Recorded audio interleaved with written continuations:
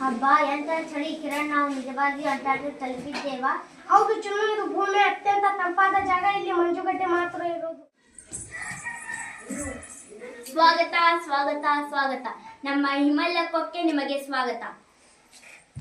ಅರೆ, ಪೆಂಗ್ವಿನ್ ಮಾತನಾಡುತ್ತದೆಯಲ್ಲ. ಹೌದು, ನಾನು ಪೆಪ್ಪಿನ್. ನೀವು ಇಲ್ಲಿಗೆ ಬರಲು ಕಾರಣವೇನು? ಇಲ್ಲಿ ಮನುಷ್ಯರು ವಾಸಿಸುವುದಿಲ್ಲವಲ್ಲ?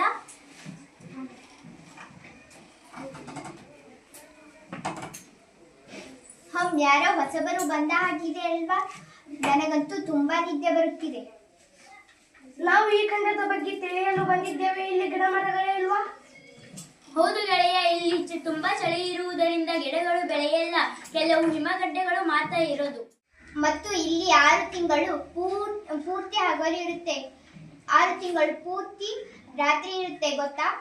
ಅಯ್ಯೋ, ಹಾಗಾದರೆ ನಾವೇನು ಮಾಡಬೇಕು? ಮಕ್ಕಳೇ, ನೀವು ಇಲ್ಲಿಗೆ ಬಂದಿದ್ದು ನನಗೆ ತುಂಬಾ ಸಂತೋಷವಾಯಿತು. ನಾನು ಸಂಶೋಧನೆ ಮಾಡುತ್ತಿದ್ದೇನೆ. ಸರ್, ಅಂಟಾರ್ಟಿಕ್ ಯಾಕೆ ಎಷ್ಟು ಮುಖ್ಯ?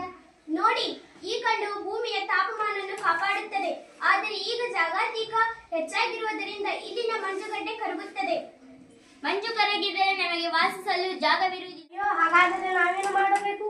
ನಾವು ಪರಿಸರವನ್ನು ರಕ್ಷಿಸಬೇಕು, ಮಾಲಿನ್ಯವನ್ನು ಕಡಿಮೆ ಮಾಡಬೇಕು. ಆಗಲೇ ಈ ಸುಂದರ ಅಂಟಾರ್ಟಿಕ್ ಉಳಿಯಲು ಅಂಟಾರ್ಟಿಕ್ ಆದ ಗೆಳೆಯರನ್ನು ರಕ್ಷಿಸು. ಪರಿಸರ ಉಳಿಸಿ, ಅಂಟಾರ್ಟಿಕ್ ರಕ್ಷಿಸಿ.